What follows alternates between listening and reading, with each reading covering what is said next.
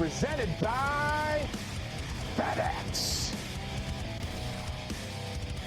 It's just one of those days, and we are back. Angry Runs 2024, and I am in a box of fire, a flaming box like the Outlaws from Krypton, which I will attempt to break free from on Angry Runs. We're back.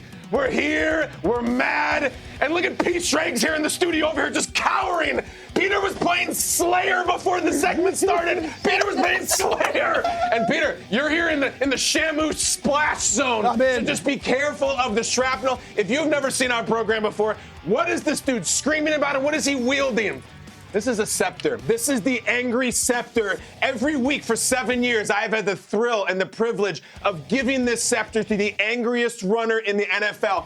This is a segment that celebrates toughness. And I'm not talking about 21st century mental toughness, psychological toughness. That's great. This is old-fashioned 20th century physical toughness like your grandparents. We love it. We do it. It's time to get going. How's this going to end? Let me show you a photograph before we get into this. Let me show you a photograph from last year's NFL honors. This is Najee Harris of the Pittsburgh Steelers winning the Angry Run of the Year scepter. It's a golden scepter like a Zelda cartridge, and we give it to him at the end of the year. He was the best last year.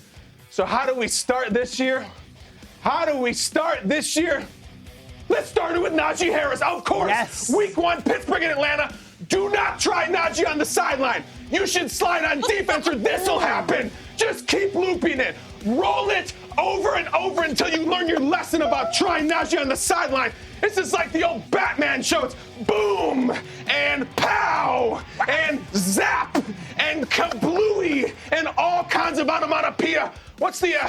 Herb Brooks, he says, again. We're going to keep on looping that sucker. How about week 1, game 1? Najee Harris is in again. He has 5 scepters. He's got 5. But everybody wants to go to Detroit, where we go to overtime. Detroit's like, yeah, these overtime rules are kind of confusing. Roll it. Let me clear these rules up. Here's what happens in overtime.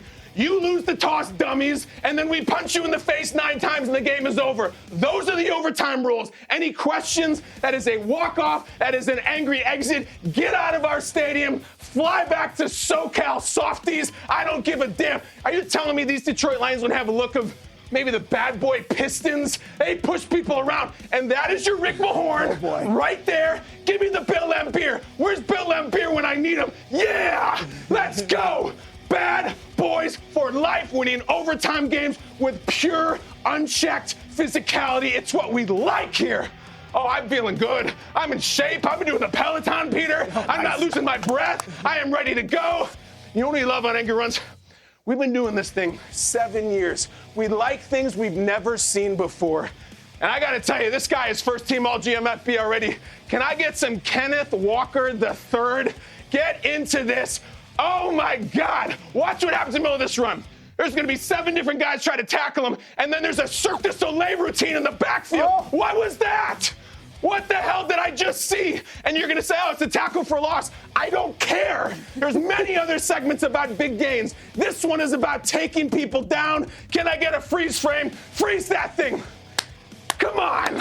This is like something you do in the pool with your kids. What are you Kenneth Walker III, were you doing that with Kenneth Walker II and the first? I've never seen that before. That is a man vertical, completely flipped over. I don't care if he gained 50 yards or lost 50. That's not what this segment is about. It's about unchecked enthusiasm. And you know who had it?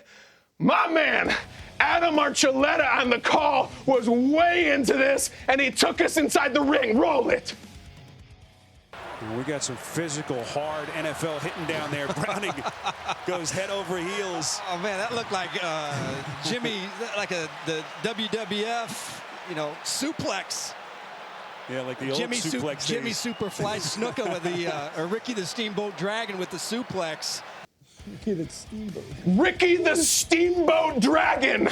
I used to go hard against Randy the Savage Macho and Bret the Hart Hitman and Ted the DiBiase Million. I loved him. Archuleta, I know what it's like to be watching a football game and get so excited you're searching for an old wrestling reference. It's basically why I'm here, and I love that you're doing it. Walker, this is not some week one stuff. It's a long season, dude. You got to save yourself. He's like, I don't know how to save myself. I run people over, and when I don't do that, I flip them like I'm a CT putting Johnny Bananas in a backpack. He's walking them around the challenge set, and he's winning. That just won him a Kia and a Wave Runner. Yeah, that's our third entry. Guys, we got the goods today. Week one came hard. We got Najee, we got David Montgomery in Detroit, and we got Kenneth Walker III looking like CT on the challenge. Yeah, let's go to LA.